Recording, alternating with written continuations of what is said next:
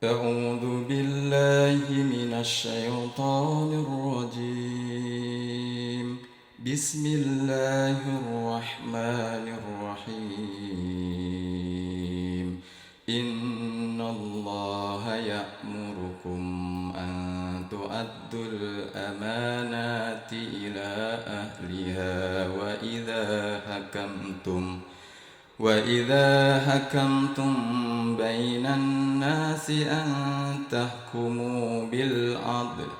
إن الله نعم يعظكم به. إن الله كان سميعا بصيرا. يا أيها الذين آمنوا أطيعوا الله وأطيعوا الرسول وأولي الأمر منكم. فإن تنازعتم في شيء فردوه إلى الله والرسول إن كنتم تؤمنون بالله واليوم الآخر. ذلك خير وأحسن تأويلا. Assalamualaikum warahmatullahi wabarakatuh. Bismillah, walhamdulillah, wala haula wala quwwata illa billah, wassalatu wassalamu ala rasulillah. Alhamdulillah kita sudah masuk ke bulan Ramadan 1441 Hijriah. Meskipun berbeda keadaan mungkin dengan Ramadan yang telah kita lalui pada tahun-tahun sebelumnya dalam kehidupan kita disebabkan wabah pandemik COVID-19 atau Corona yang kita hadapi sekarang. Tapi apapun itu, setidaknya Allah masih memberikan kita kehidupan dan itu adalah karunia yang amat besar. Dan kita pada saat ini sedang merasakan kehidupan di satu bulan yang sangat mulia, yakni Ramadan. Kemudian kita bersalawat kepada Rasulullah SAW. Allahumma sholli ala nabiyina Muhammad wa ala ali Muhammad. Saya ingin menceritakan satu kejadian yang berlangsung 2 dekade lalu, 1990-an. Pada saat itu dunia juga diresahkan dengan meluapnya AIDS. Nah, kemudian AIDS ini ditengarai oleh para pakar disebabkan oleh virus HIV yang kita kenal sampai sekarang. Tapi pada saat itu otoritas medis itu digugat oleh beberapa orang yang tergabung dalam sebuah aliansi. Lalu mereka ini menyebarkan bahwa itu tidak ada. Padahal mereka tidak punya klaim atas hal itu, tidak punya bukti juga atas bantahan mereka itu. Nah, celakanya berita hoax ini juga tidak ditelan di kalangan awam saja, tapi juga mengenai kepada orang-orang yang punya otoritas dalam pengambilan keputusan. Salah satunya adalah Thabo Mbeki. Thabo Mbeki ini waktu itu menjabat sebagai Presiden Afrika Selatan. Mbeki kemudian atas keyakinannya yang dipengaruhi oleh berita yang tidak valid tersebut, memaksakan atau menolak semua anjuran-anjuran medis, menolak semua penyuluhan-penyuluhan, bahkan juga bantuan-bantuan ke negerinya.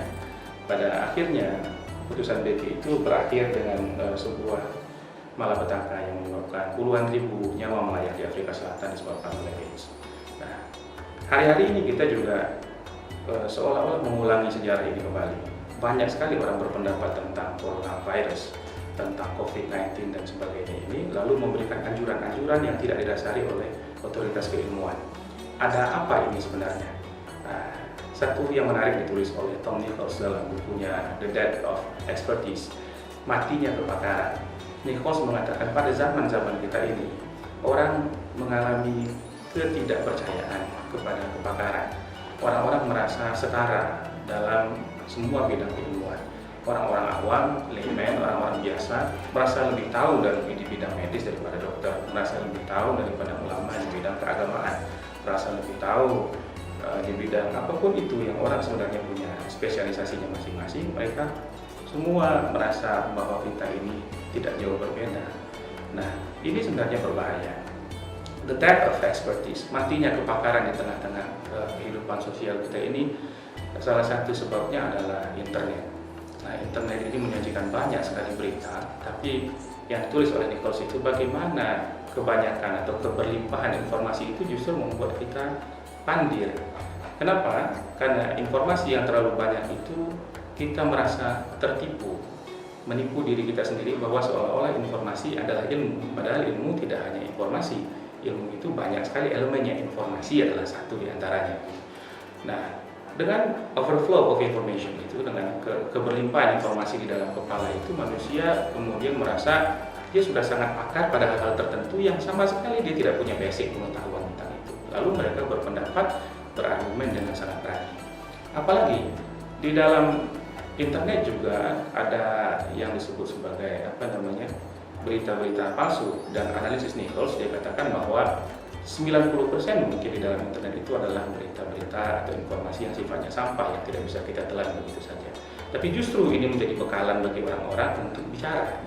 Informasi tidak jelas kevalidannya, tidak jelas asal usulnya, kemudian disampaikan untuk berargumentasi. Nah, ini dalam agama kita jelas-jelas tidak benar. Kenapa? Kata Rasulullah, kalau seseorang itu suka membicarakan atau menyampaikan langsung apa yang baru dia dengar tanpa dia punya konfirmasi, tanpa dia bertabayun akan hal itu, tanpa dia mengetahui benar-benar apa yang dia sampaikan, maka dia bisa digelari sebagai pembohong. Nah, apalagi internet juga merusak kita dengan satu bias konfirmasi, bahwa orang-orang yang mencari berita atau orang-orang yang membaca hal-hal tersebut sebenarnya tidak mencari kebenaran, tapi mereka mencari pembenaran terhadap apa-apa yang sudah menjadi keyakinannya sejak awal. Maka algoritma yang ada di dalam internet pun menggiring kita. Orang-orang yang yakin bumi datar misalnya akan selalu mencari berita tentang itu, dan spilling over berita itu, kemudian algoritma semakin khusus menggiring mereka sampai mereka mendapatkan informasi begitu terus, sehingga makin tebal keyakinannya pada hal yang mungkin saja salah. Nah, inilah yang kemudian membuat perdebatan dan fanatisme pada pendapat itu membuat dunia kita semakin riuh. Kita menjadi kehilangan panduan. Nah, sementara para ahli sendiri tidak kita dengarkan. Oleh sebab itu, mulai saat ini marilah kita bertanya pada ahlinya. Kenapa? Karena idza wusida al-amru li ghairi ahliha. Kalaulah satu urusan itu tidak diberikan kepada yang ahli di bidangnya, maka akan sampai kehancuran pada urusan itu.